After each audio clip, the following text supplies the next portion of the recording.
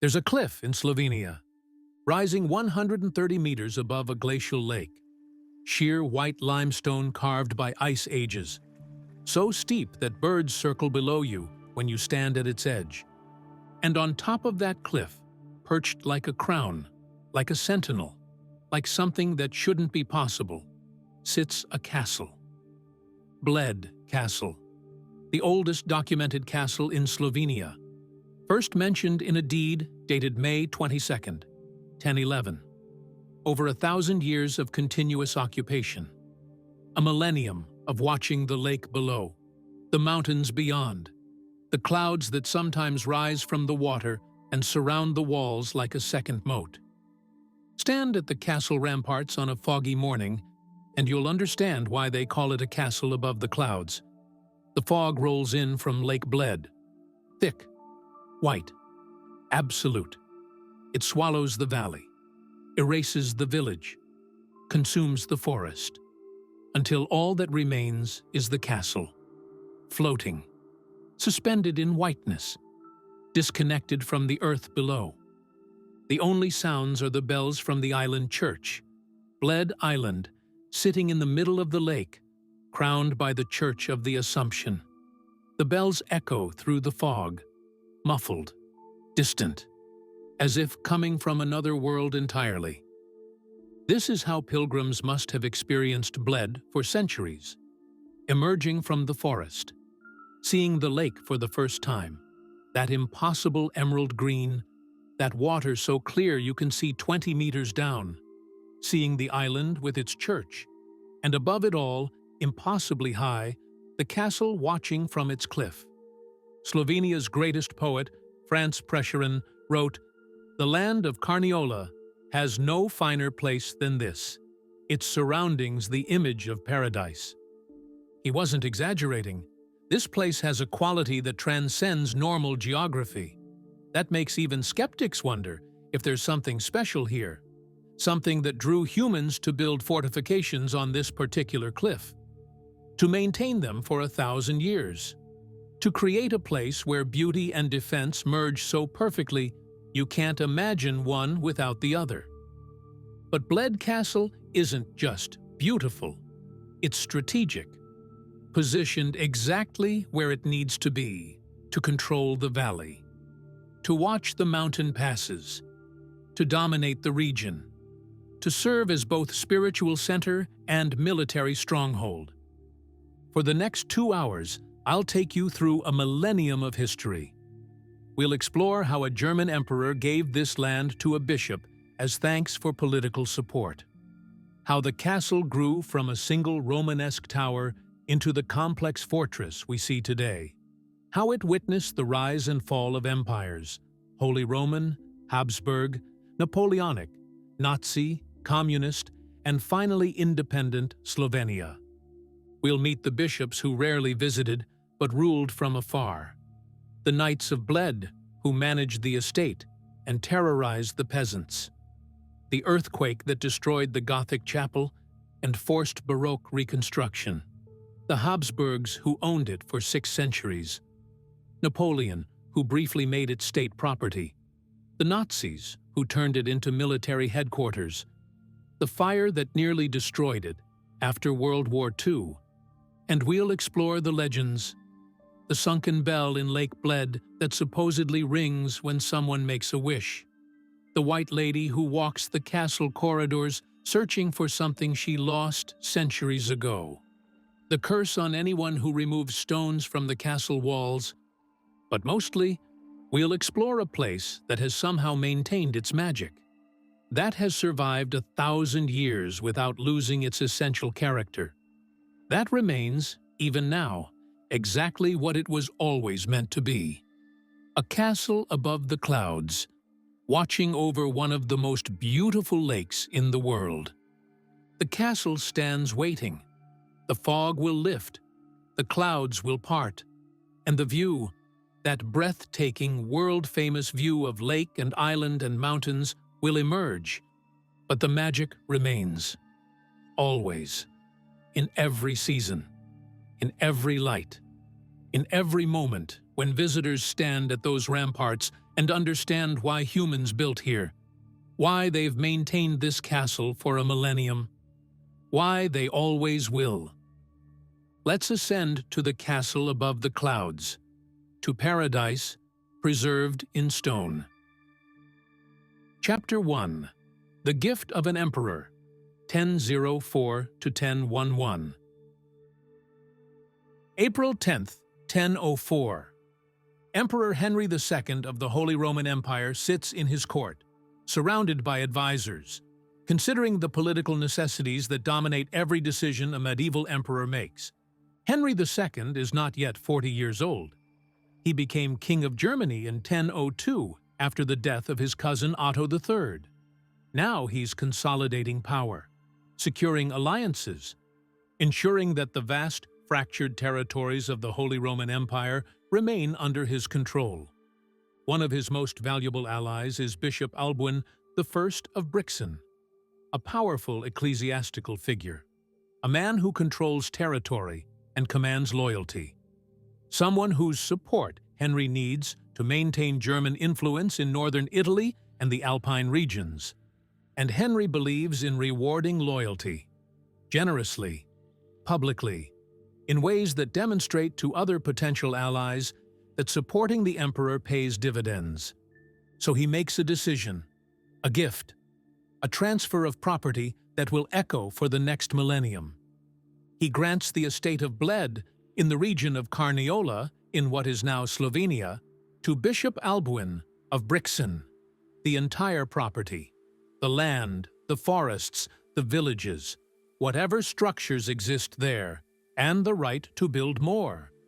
The deed of donation is formal, legal, documented according to medieval practice, but it doesn't specify fortifications, doesn't mention a castle, just the estate, the land itself.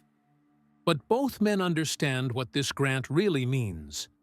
Bishop Albuin isn't being given a vacation property. He's being given a strategic position, a location that needs defending, a place where a fortress should exist. Because Bled sits at a crucial junction, the Julian Alps rise to the northwest, the Karawanks to the north. Mountain passes connect Carniola to Bavaria, to Tyrol, to the Germanic lands, and whoever controls those passes controls movement, controls trade, controls military access. Defensive fortifications are essential, not optional. If Albuin wants to hold this territory, if he wants the grant to be meaningful, he needs a castle. And there's already something there, probably. Archaeological evidence suggests a Roman watchtower once occupied this cliff. The Romans understood strategic positions, understood that controlling this valley meant watching from the high ground. Whether that Roman structure still existed in 1004 is unclear. Maybe ruins remained. Maybe just the memory of fortifications. Maybe nothing but the recognition that this cliff, rising 130 meters above the glacial lake, is where a fortress belongs. Bishop Albuin begins construction, probably immediately, probably understanding that every month without defenses is a month of vulnerability. The first structure is simple, a Romanesque tower, stone, thick walls, narrow windows, just enough space for a garrison, for soldiers who can watch the passes and respond to threats. The tower still exists. You can see it today. The entrance tower, the oldest part of Bled Castle, over 1,000 years old. Modified, yes. Reinforced, certainly. But essentially the same structure that Bishop Albuin's craftsmen built in the early 11th century. On May 22, 1011, 7 years after the original grant, Emperor Henry II issues another document. This one is more specific, more detailed, and crucially, it mentions the castle explicitly.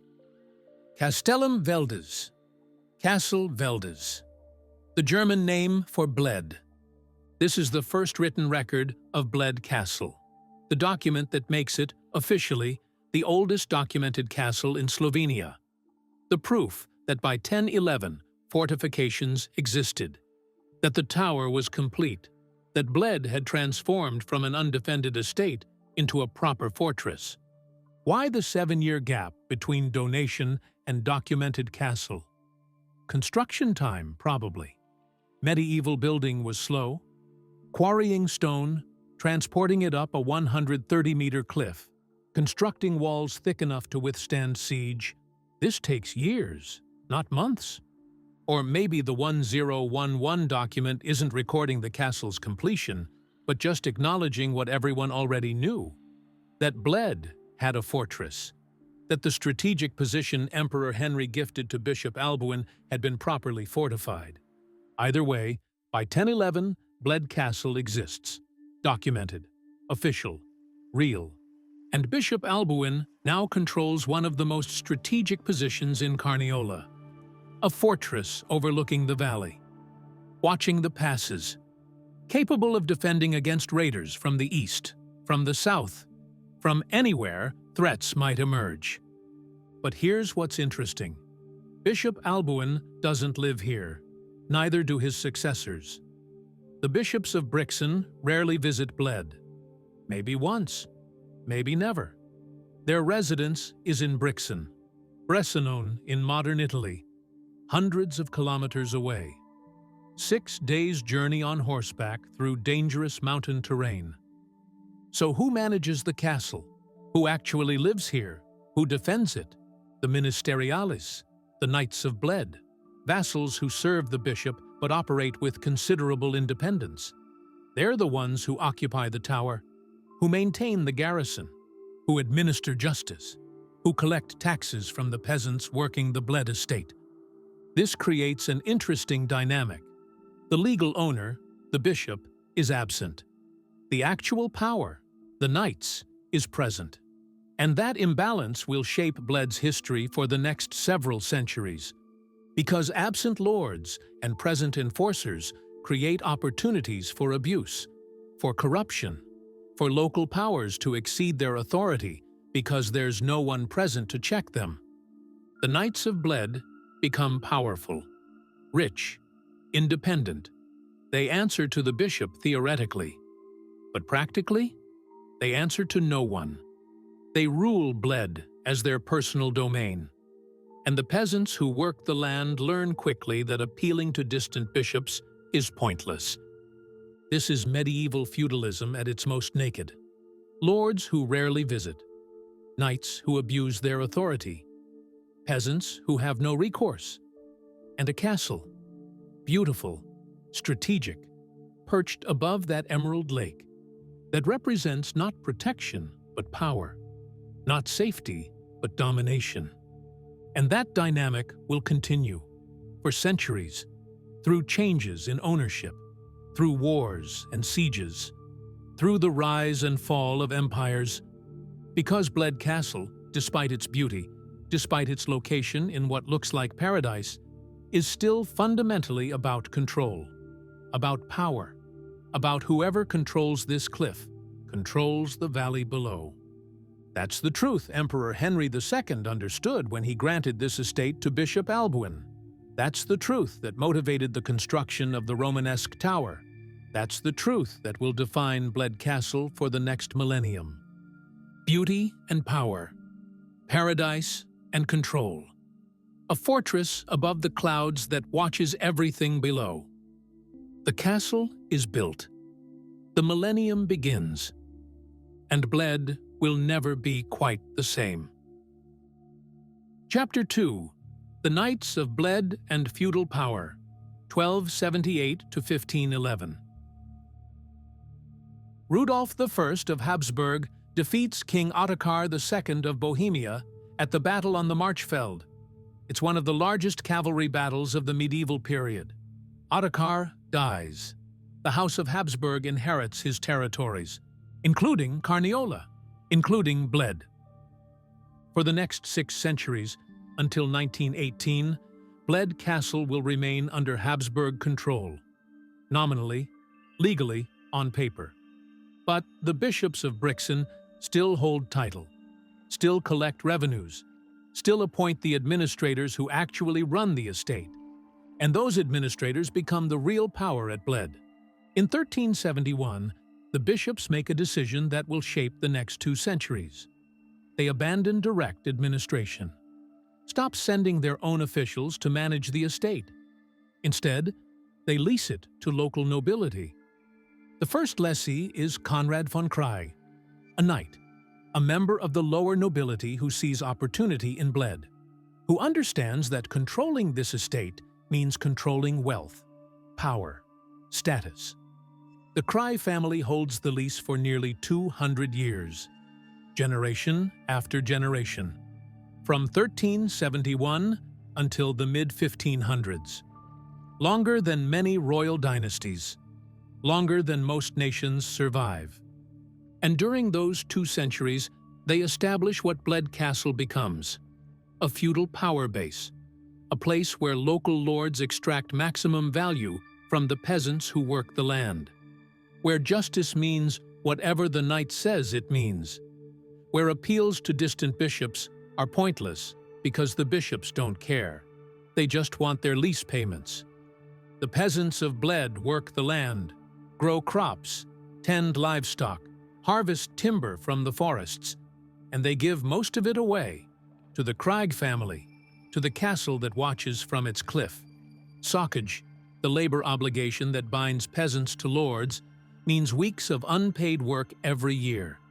Plowing the lord's fields, maintaining castle buildings, transporting goods, whatever needs doing. Taxes on top of that. A percentage of every harvest. Fees for using the mill. Fees for marrying. Fees for dying. Even death requires payment to the lord. And justice that's never impartial.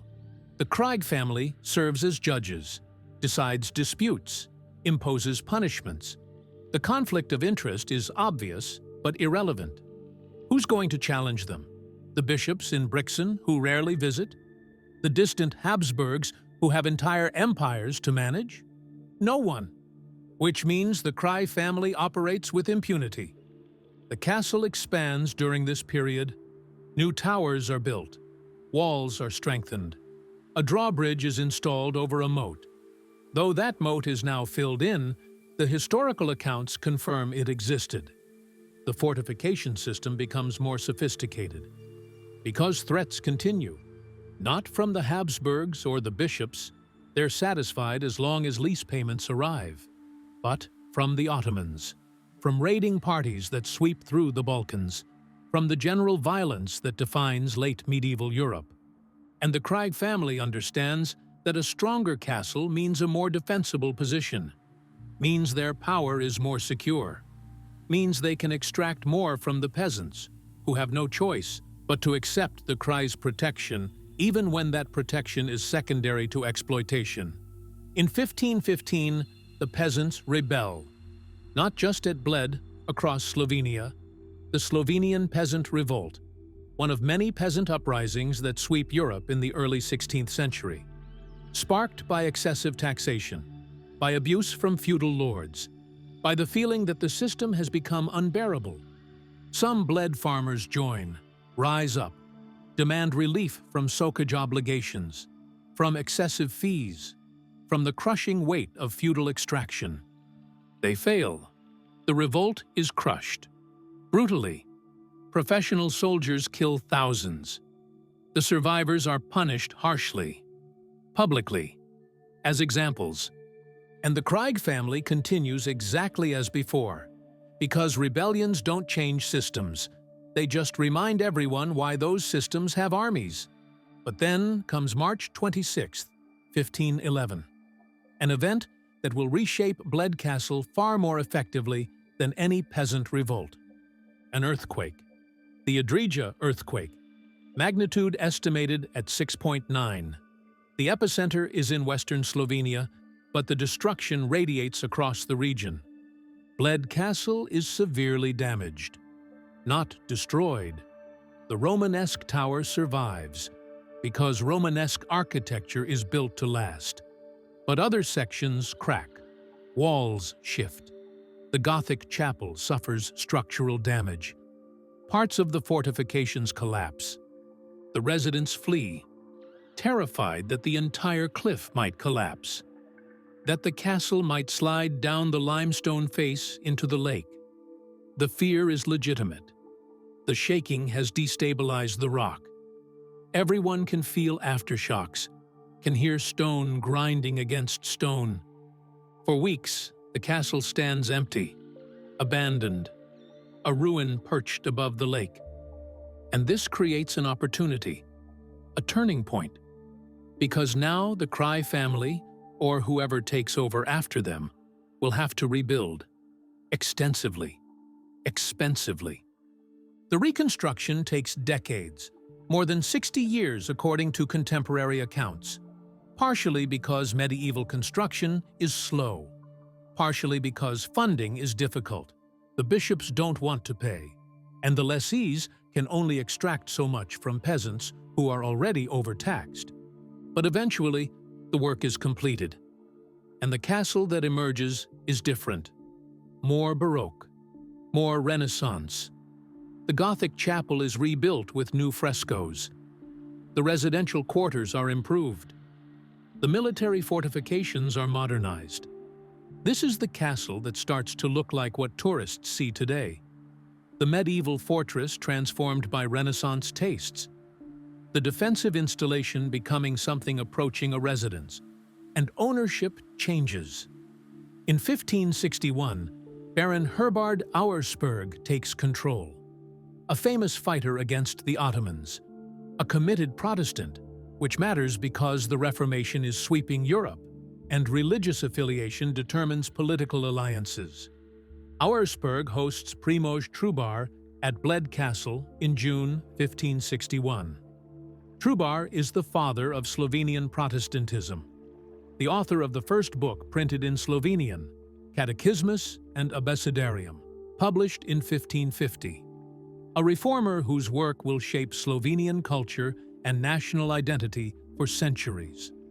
Bled Castle becomes a Protestant fortress, a safe haven for reformers, a place where the new religion can be practiced and promoted. But this doesn't last. By 1574, Auersperg is forced to leave. The Counter-Reformation is gaining strength. The Habsburgs are suppressing Protestantism across their territories. Being a Protestant noble is becoming untenable. The bishops of Brixen abandon the leasing system, start appointing governors directly, maintain tighter control, ensure Catholic orthodoxy. For the next several centuries, Bled Castle exists in this liminal state, owned by bishops who never visit, managed by governors who change frequently, maintained by peasants who have no say in any of it. The castle endures, exactly as it was designed to, exactly as the Romanesque tower has endured since 1011. But its purpose has shifted. It's no longer primarily defensive. The Ottoman threat has receded. European warfare has changed. Castles can't withstand modern artillery. The strategic importance has diminished. Instead, Bled Castle becomes what it will remain for the next few centuries: an estate management center, a place where rents are collected, where justice is administered, where the feudal system grinds on even as the world around it begins to change.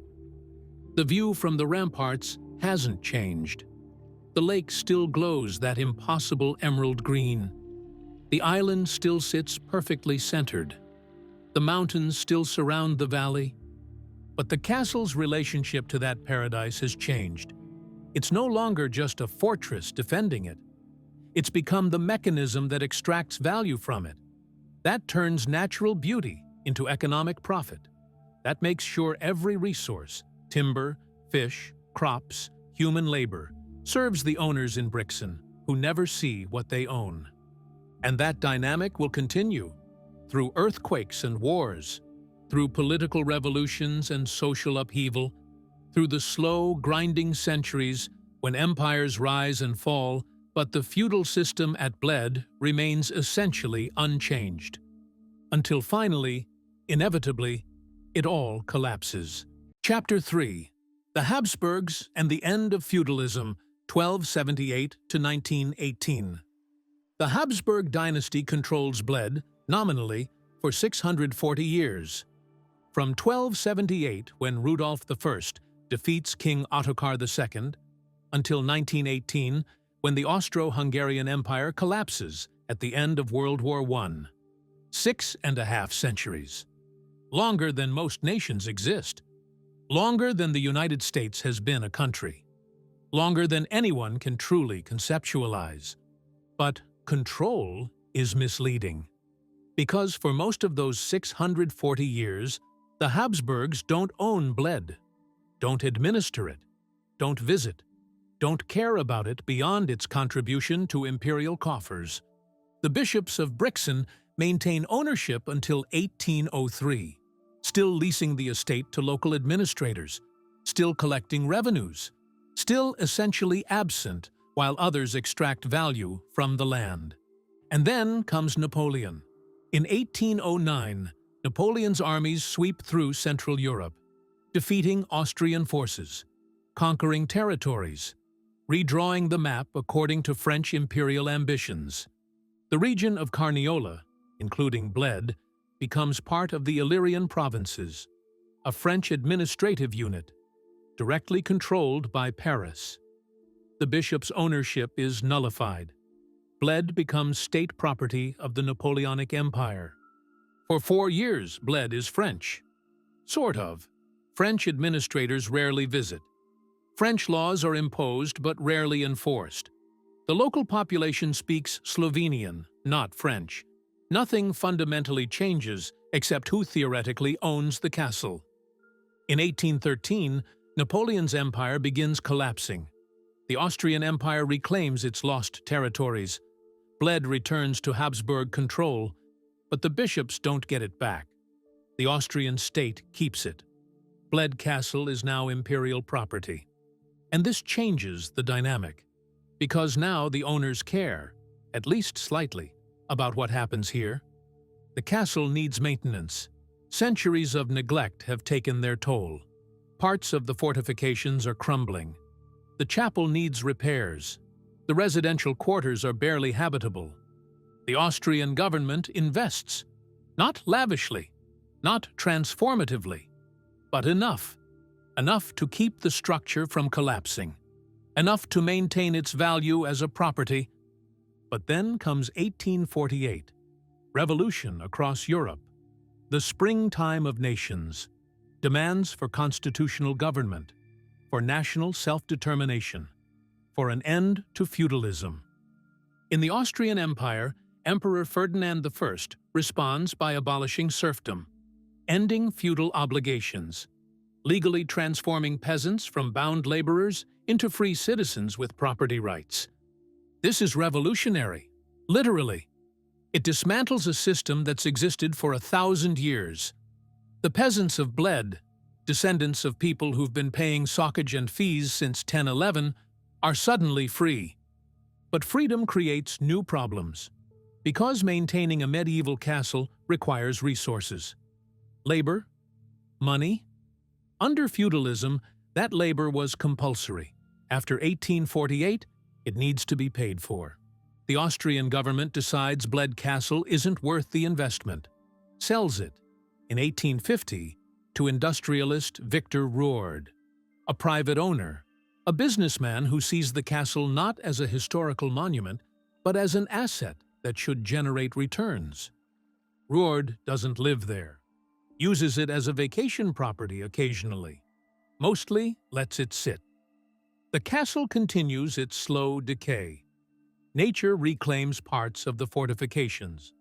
The moat, no longer maintained, becomes overgrown. Ownership changes hands several times over the next decades, from Ruard to other private owners, each one hoping to find value in this medieval fortress that's becoming increasingly obsolete in the modern world. And then something unexpected happens. Tourism. In the late 19th century, Europeans discover the Alps, not as barriers to cross, but as destinations to visit. Mountain scenery becomes fashionable. Clean air becomes valuable. Glacial lakes become attractions rather than just geographic features. Bled has everything tourists want. The lake with its impossible emerald color, the island with its church and the legend of the wishing bell, the mountains surrounding the valley, and the castle, perched dramatically on its cliff, visible from everywhere, perfect for photographs. Hotels are built around the lake. The Grand Hotel Toplice opens in 1854. Other establishments follow. Visitors come from Vienna, from Budapest, from across the Austro-Hungarian Empire. The castle becomes part of the tourist experience. Visitors climb to the ramparts, admire the view, take photographs. The owners realize they can charge admission, can turn history into profit. In 1918, World War I ends. The Austro-Hungarian Empire dissolves. New nations emerge from its corpse. Slovenia becomes part of the new kingdom of Serbs, Croats, and Slovenes, later renamed Yugoslavia. And Bled Castle becomes Yugoslav property, owned by the new nation, part of the patrimony of a country that's still figuring out what it is. That's trying to forge a unified identity from diverse peoples who share language families, but not much else. The castle needs a new purpose, a new identity, a new reason to exist in a world that's left medieval fortifications behind. That purpose will come, but not yet. First, there will be more wars, more occupations, more violence, and a fire that nearly destroys everything that survived the previous millennium. Chapter 4. World Wars, Fire and Resurrection, 1918 to 1961. The interwar period transforms Bled into a diplomatic center. King Alexander I, Karađorđević, ruler of the new kingdom of Yugoslavia, chooses Bled as his summer residence. Not the castle itself. That's too old, too uncomfortable, too medieval.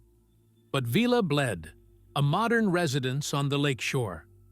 And where the king goes, diplomacy follows. International conferences are held in Bled. Meetings of the Little Entente in 1926, 1935, and 1938. The alliance of Czechoslovakia, Romania, and Yugoslavia, designed to contain Hungarian revisionism. The Balkan League meets here in 1935. Bled becomes synonymous with Yugoslav foreign policy, with the new nation's attempt to position itself as a significant power in Central Europe. The lake, the island, the castle serve as backdrops for diplomatic photographs, for declarations, for treaties. And then comes 1941. Nazi Germany invades Yugoslavia. The blitzkrieg is swift, brutal. Within 11 days, Yugoslav forces collapse. The government flees. The nation is carved up among Axis powers. Bled becomes part of the Upper Carniola region, occupied and annexed by Nazi Germany. Not just militarily occupied, annexed, integrated into the Reich. German laws apply. German becomes the official language. Slovenian is suppressed. The castle serves as Nazi military headquarters. German officers occupy the buildings, use the strategic position exactly as it was designed to be used, watching the valley, controlling movement through the passes. Local Slovenians suffer. Some are deported. Others are conscripted into German labor forces. Resistance movements form, partisans operating from the forests, sabotaging German operations, fighting a guerrilla war they can't win, but refuse to stop fighting. For 4 years, Bled is German. The castle flies the swastika. German soldiers patrol the ramparts. The view from the castle walls shows a landscape under occupation. In May 1945, the war ends. Nazi Germany surrenders. Yugoslav partisans, led by Josip Broz Tito, take control. Bled becomes part of the new communist Yugoslavia. And Tito, like King Alexander before him, loves Bled, chooses it as a summer residence, renovates Villa Bled into a state residence, hosts foreign dignitaries here, uses the lake and castle as backdrops for communist diplomacy. The castle itself becomes state property. Plans are made to restore it, to transform it into a museum, to preserve it as a monument to Slovenian history. And then, on August 18, 1947, disaster strikes. A fire breaks out in Bled Castle. The exact cause is never determined. Electrical fault, possibly, accident, or maybe arson, though if so, by whom and why remains unknown. The fire spreads quickly. Medieval timber burns like kindling, centuries-old wooden beams, roof supports, floors, everything combustible. The castle has survived 1,000 years. Earthquakes, wars, occupations, neglect, and now it's burning. The local fire brigade responds, but fighting a fire on top of a 130-meter cliff is nearly impossible. Water has to be pumped up. Equipment has to be carried up steep paths. By the time firefighters arrive with sufficient resources, much of the damage is done. The roof is destroyed. The residential quarters are gutted. Centuries of accumulated furnishings, documents, artifacts, all consumed by flames. The Romanesque tower survives. Of course it does. Stone doesn't burn. The medieval fortifications endure. But the interior, the parts that made the castle habitable, that stored its history, are gone. The destroyed sections smolder for days. Locals watch smoke rising from the cliff, wondering if this is the end. If the castle that's defined Bled for a millennium will finally collapse, finally disappear. But Tito's government makes a decision. Rebuild, restore, preserve. This isn't just about saving a building. It's ideological. Communist Yugoslavia is building a new identity, reclaiming history, demonstrating that the new regime can preserve the past while building the future. Architect Tone Betenk is chosen to lead the restoration. He's a student of Jože Plečnik, Slovenia's most famous architect, the man who transformed Ljubljana into an architectural masterpiece. Betenk understands that he's not just rebuilding a castle. He's creating a museum, a tourist destination, a monument to Slovenian heritage that serves contemporary political purposes while respecting historical authenticity. The restoration takes 10 years, from 1951 to 1961. Slow, careful work.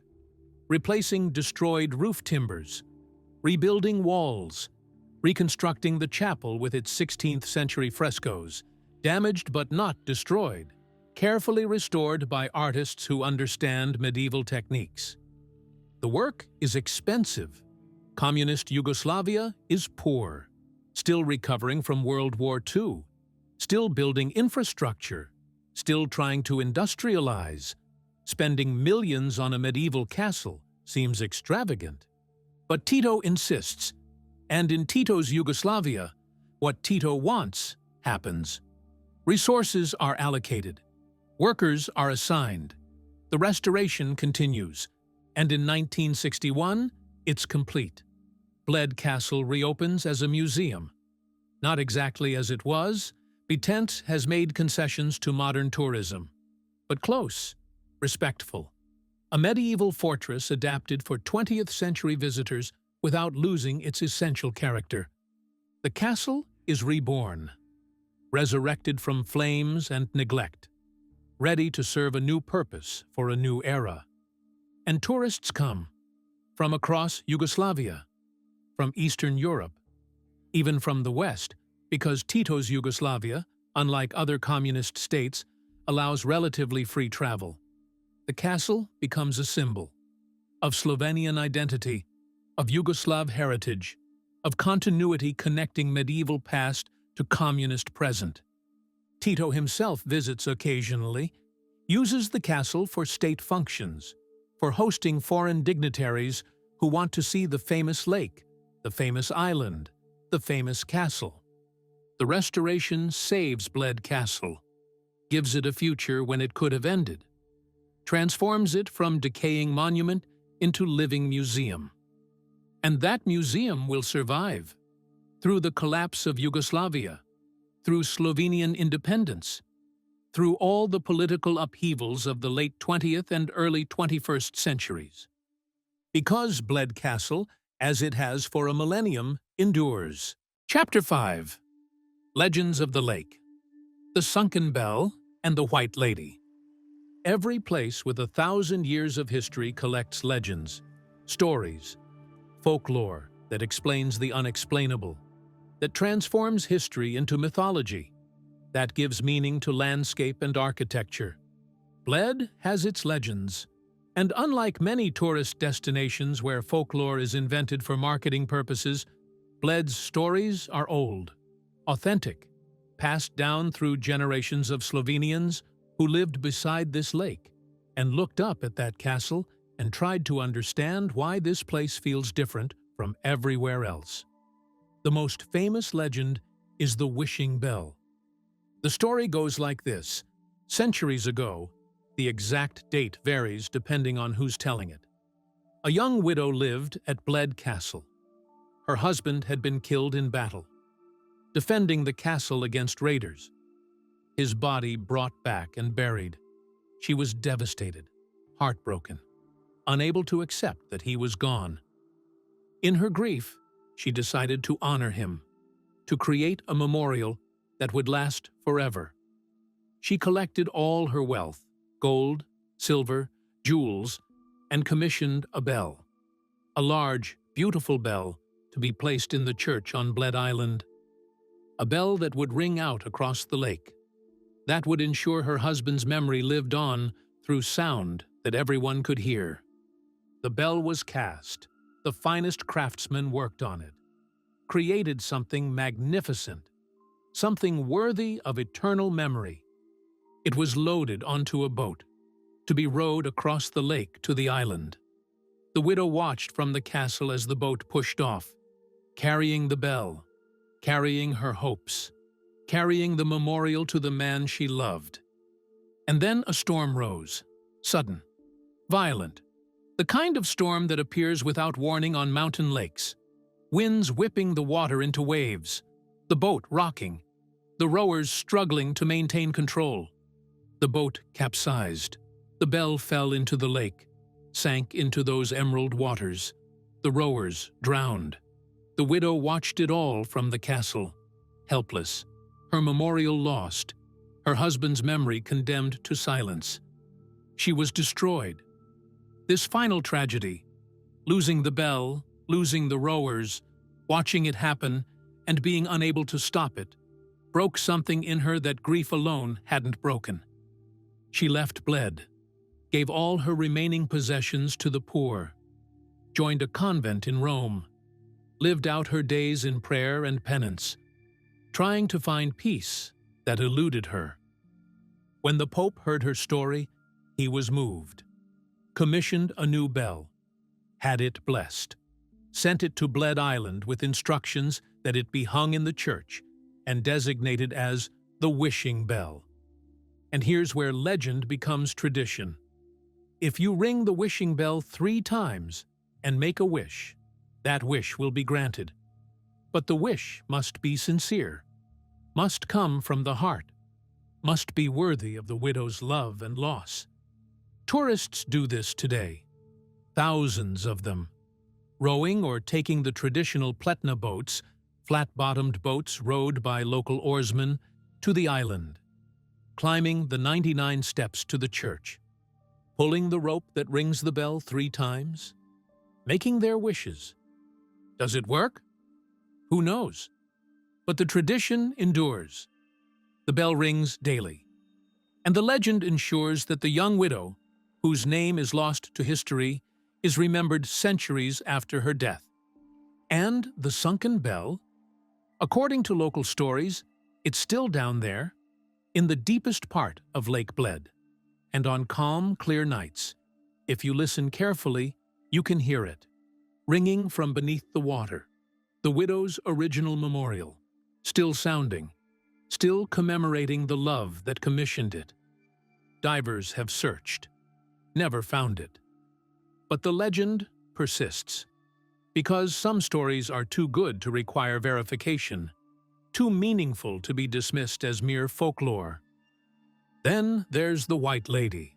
She's seen in the castle, walking the corridors, appearing in rooms, always dressed in white, always sad, always searching for something she's lost. Who is she? Multiple theories exist. Some say she's the young widow from the Bell legend, returned to the castle where she once lived, still grieving, still unable to find peace even in death. Others identify her as Agnes of Celje, a historical figure, a noblewoman who lived in the 15th century, who had connections to Bled, who died young, possibly tragically. Still others suggest she's not any specific person, but a composite, an amalgamation of all the women who suffered in this castle over the centuries, whose stories were never recorded, who disappeared into history without names or memorials. She appears without pattern, sometimes to tourists, sometimes to staff, sometimes to people who've never heard the legend and have no idea what they're seeing. The descriptions are consistent. A woman in a long white dress, medieval style, translucent but clearly visible, moving through rooms as if searching, never speaking, never acknowledging the living, just conducting her eternal search for something that remains unnamed. Some visitors report a feeling of overwhelming sadness when they see her. Not fear, she's not threatening, just profound grief that seems to emanate from her presence. A sorrow so deep it affects everyone nearby. Others claim she appears before significant life events, weddings, births, deaths, as if she's drawn to moments of transition, to the same kinds of experiences that might have defined her own life and death. The castle staff know about her. Don't discuss her with tourists unless asked. Don't want to sensationalize, but among themselves, they share sightings, compare notes, build a collective understanding of who she is and where she appears. Most frequently, the upper courtyard, the chapel, the chambers that would have been residential quarters in medieval times, places where a noblewoman would have spent her days, where she would have lived, prayed, grieved. Is she real? That depends on what real means. She's real to the people who've seen her, real to the tradition that's incorporated her into Bled's collective memory, real in the sense that stories shape reality as powerfully as facts. And perhaps that's appropriate, because Bled Castle has always existed in that space between history and legend, between what definitely happened and what might have happened, between documented fact and collective memory. The Romanesque tower from 1011, that's fact. The earthquake of 1511, fact. The 1947 fire, fact. But the young widow and her sunken bell, the White Lady searching eternally for something lost, these are legend, story, folklore. Both are true. Both are part of what Bled Castle is. Both shape how people experience this place, how they understand it, how they remember it after they leave. And both will endure. The facts and the legends, the history and the stories, the documented past and the mythologized memory. Because at Bled, above the clouds, on that impossible cliff, fact and legend merge, and you can't separate them without destroying something essential about what makes this place magical. Chapter 6. Yugoslav Diplomacy and Tito's Paradise, 1945 to 1991. After World War II, Bled becomes something unexpected, a diplomatic center. Not because of its strategic importance. Modern warfare has made mountain castles obsolete. Not because of its economic value. The feudal economy is dead, the customs system dismantled, Because of its beauty. Because Josip Broz Tito, the communist dictator who rules Yugoslavia from 1945 until his death in 1980, loves Bled, chooses it as his summer residence, uses it to impress foreign dignitaries. Tito renovates Villa Bled, the lakeside residence that had been King Alexander's retreat in the 1920s and 30s, transforms it into a state residence, modern, luxurious, communist in politics, but capitalist in comfort. And he brings the world to Bled. In 1954, Tito hosts Egyptian President Gamal Abdel Nasser and Indian Prime Minister Jawaharlal Nehru at Bled. The meeting produces the Brioni Declaration, the foundation of the non-aligned movement. Nations that refuse to align with either the Soviet bloc or the Western Alliance. A third way, a middle path. The choice of Bled is deliberate, symbolic. This beautiful valley, this perfect lake, this castle watching from its cliff. All of it demonstrates that Yugoslavia is different from other communist states. More open, more beautiful, more worthy of international respect. Other meetings follow. Through the 1950s, 60s, 70s, diplomats arrive in Bled, sign agreements, pose for photographs with the lake and castle in the background, leave remembering not the specific negotiations, but the setting, the impossible beauty. Tourism expands. Tito's Yugoslavia, unlike the Soviet Union or its Eastern European satellites, allows relatively free travel. Western tourists can visit, can see Bled, can stay in hotels that, while not Western standard, are comfortable enough. The Castle Museum improves. The 1961 restoration by architect Tone Bitenk creates exhibition spaces, displays on Slovenian history, archaeological finds, medieval artifacts. The transformation from military fortress to cultural monument is complete. And the view, that famous view from the castle ramparts, it becomes Slovenia's postcard, the image that represents the entire nation.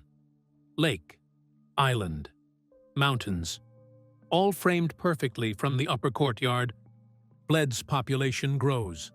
The 5 medieval villages, Grad, Milino, Rečica, Jeleče, and Zagorice, merge into a single town. In 1960, Bled officially becomes a town rather than just a collection of villages. The recognition of centuries of growth, of transformation from feudal estate to modern tourist destination. The printing works opens in 1999, a recreation of Gutenberg's 15th century printing press, located in the castle's lower courtyard. Visitors can watch demonstrations, can print their own souvenirs on handmade paper using techniques from 500 years ago. The connection to Primož Trubar, the Protestant reformer who visited Bled Castle in 1561, who created the first printed book in Slovenian, is celebrated. A commemorative plaque marks his visit. The printing press demonstrates how his work spreading the Slovenian language was accomplished. The wine cellar opens. Visitors can bottle their own wine, seal it with wax, take home a souvenir that connects them to the centuries when grapevines grew on these slopes, when wine production was part of the castle's economy. Medieval days become an annual tradition. Knights in armor, demonstrations of medieval crafts, blacksmithing, archery, recreations of feudal life that are entertaining rather than oppressive. The dark history transformed into family-friendly entertainment. And through it all, Tito visits, summer after summer, until his death in 1980. Bled is his retreat, his refuge, the place where even a communist dictator can appreciate beauty without ideological complication. After Tito's death, Yugoslavia slowly fragments. Ethnic tensions that were suppressed under his rule resurface. Economic problems worsen. The delicate balance he maintained begins collapsing. In 1991, Slovenia declares independence. The 10-day war follows, brief conflict between Slovenian forces and the Yugoslav People's Army. Slovenia wins, establishes itself as an independent nation. The first Yugoslav republic to successfully break away. And Bled becomes Slovenian, fully, officially, no longer part of Yugoslavia, or the Habsburg Empire, or the Holy Roman Empire, or the bishops of Brixen. For the first time in a millennium, Bled belongs to Slovenians. The castle, the lake, the island, all of it part of a new nation building its identity. The transition could have been difficult. Many former Yugoslav properties deteriorate after independence. Funding disappears. Maintenance stops. Buildings decay. But Bled is saved by tourism, because the world wants to visit. The beauty that attracted Tito attracts everyone. And an independent Slovenia, needing tourism revenue, invests in preserving exactly what makes Bled special. The castle is maintained, improved, modernized where necessary while preserving historical character. The museum expands. The exhibits improve. Accessibility is enhanced. And the visitors come. From across Europe. From around the world. Over 300,000 annually to the castle alone. Millions more to the town and lake. They come for the view, for the legends, for the church bells ringing across the water, for the traditional Pletna boats, flat-bottomed, rowed by local oarsmen, that ferry them to the island. They come because Bled represents something they can't find elsewhere. A place where natural beauty and human architecture merge perfectly. Where 1,000 years of history is visible in every stone. Where paradise isn't just a metaphor, but an actual description. And they leave changed, not dramatically, not life-alteringly, but touched by the recognition that places like this exist. That beauty this profound is real. That the view from Bled Castle's ramparts justifies the climb, justifies the journey, justifies believing that the world contains wonders worth protecting. Slovenia understands this, invests in preservation, ensures that Bled remains what it's always been, paradise above the clouds. Chapter 7. The Castle Today. A Millennium Preserved. Walk through Bled Castle today, and you're experiencing 1,000 years of accumulated history. The Romanesque tower from 1011 still stands, the oldest structure in Slovenia. Its walls have witnessed everything: crusades, plagues, earthquakes, wars, occupations, revolutions, and it endures. Touch those stones. Your hand rests where medieval stonemasons shaped limestone blocks, where soldiers stood watch against Ottoman raids, where bishops' administrators collected feudal taxes, where Nazi officers planned military operations, where Yugoslav guards protected Tito. All of it compressed into stone that survived a millennium and will survive another. The entrance is through a Gothic arch, a drawbridge that once spanned a moat, now filled in, but the historical mechanism remains. The defensive architecture transformed into aesthetic feature, beauty from military necessity. Two courtyards define the castle's layout. The lower courtyard, servants' quarters, workshops, utilitarian spaces. The upper courtyard, residential areas, chapel, the spaces where power resided. This spatial hierarchy reflects medieval social structure perfectly. The powerful elevated above the workers, the sacred above the secular. Everything organized according to rank and function. The chapel deserves special attention. Built in the 16th century, dedicated to Saint Albuin and Saint Ingenuine. The bishops connected to Bled's early history. Damaged in the 1511 earthquake. Rebuilt with Baroque frescoes. Damaged again in the 1947 fire. Restored with meticulous care. The frescoes, illusionist paintings that make flat walls appear three-dimensional, are remarkable. 17th century artists creating depth through perspective. Saints and angels seeming to float in painted clouds. Architecture that doesn't exist, rendered so convincingly you could almost touch it. The museum occupies the upper courtyard, exhibits on Bled's history from Stone Age settlements through Celtic, Roman, Slavic periods to modern times. Archaeological finds, medieval documents, artifacts that tell the story of this valley and the people who've lived here for millennia. Pride of place goes to the 1011 document. A photocopy, the original is in Brixen, but seeing even a reproduction of the text that first mentions Castellum Veldis connects you to that moment. To Emperor Henry II, granting this estate to Bishop Albuin. To the beginning of documented history. The printing works demonstrates Renaissance technology. The Gutenberg press, a recreation but fully functional. Visitors watch paper being made by hand, watch type being set, watch sheets being printed using techniques from 500 years ago. And they can print their own certificate, choose a design, watch it being printed, take home a souvenir created using medieval methods. The past made tangible. History you can touch. The wine cellar offers a different experience. Slovenian wines displayed in a space carved from the castle's foundations. Visitors can taste, can bottle their own wine using traditional techniques. Wax seals, handwritten labels. It's commercial, yes. Tourism-oriented, certainly, but it connects to Bled's agricultural history, to the centuries when wine production was part of the castle's economy, when grapevines covered these slopes. And the view? Always the view. Stand at the upper courtyard ramparts, look down at Lake Bled, that impossible emerald green.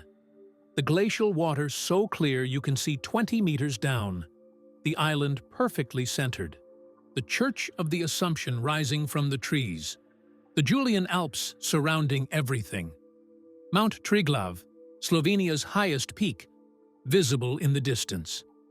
This is the view that inspired Franz Perched. That made him write about paradise. That makes modern visitors stand silently. Cameras forgotten. Just experiencing beauty that transcends photography. On foggy mornings, and there are many, the castle truly floats above the clouds. The valley disappears. The mountains vanish. Only the castle remains, suspended in whiteness, disconnected from the earth, existing in some liminal space between earth and sky. The church bells ring from the island, muffled by fog, ethereal, the sound reaching the castle as it has for centuries, marking time, celebrating Mass, answering the wishes of pilgrims who climb the 99 steps and ring the wishing bell. And you understand why people have fought to control this place, why bishops claimed it, why knights exploited it, why emperors and kings and dictators wanted it, not just for strategic value, not just for economic extraction, but because owning paradise, even owning the castle that watches over paradise, means something. Grants legitimacy, proves that power and beauty can coexist. The restaurant occupies prime space in the upper courtyard. Outdoor seating when weather permits. Views that rival any restaurant in the world. Slovenian cuisine, local trout, patika, traditional nut roll, wine from nearby vineyards. Weddings happen here regularly. The castle is licensed for civil ceremonies. Couples marry with the lake behind them. Their photographs including that view. Their memories forever associated with this place. Medieval days transform the courtyards. Knights in armor demonstrate combat. Blacksmiths work forges. Archers shoot targets. Children watch wide-eyed. Adults remember that history isn't just dates and documents, but people living, fighting, working, creating. The gift shop, inevitable in modern tourist destinations, occupies space near the entrance. Books about Bled, postcards, replicas of medieval items, kremschnita, cream cake, Bled's famous dessert, available packaged for travelers. But even commercial spaces can't diminish the essential character. Because Bled Castle isn't primarily a tourist destination, it's a monument to persistence, to survival, to the reality that some places are worth preserving across centuries. The castle employs dozens of people: guides, maintenance workers, museum staff, restaurant employees, security. All of them custodians of this space, all responsible for ensuring that 1,000 years of history extends to 2,000. And they take that responsibility seriously. Because working at Bled Castle isn't just a job. It's participating in something larger, maintaining a connection between past and present, ensuring that future generations can experience what you're experiencing now. The castle is open daily, 8 a.m. to 8 p.m. in summer, shorter hours in winter. Admission fees support maintenance. Every ticket purchased contributes to preservation. Every visitor becomes part of the castle's economic survival strategy. Because medieval fortresses don't maintain themselves, stone erodes, roofs need replacing, frescoes require restoration. Modern building codes must be satisfied. The costs are substantial, perpetual. Tourism provides the revenue. The thousands who climb to the ramparts, who photograph the view, who buy souvenirs and drink coffee in the courtyard and tell their friends they must visit Bled. They ensure the castle survives, not as a ruin, not as a derelict monument to forgotten history, but as a living space, still functioning, still relevant, still magical.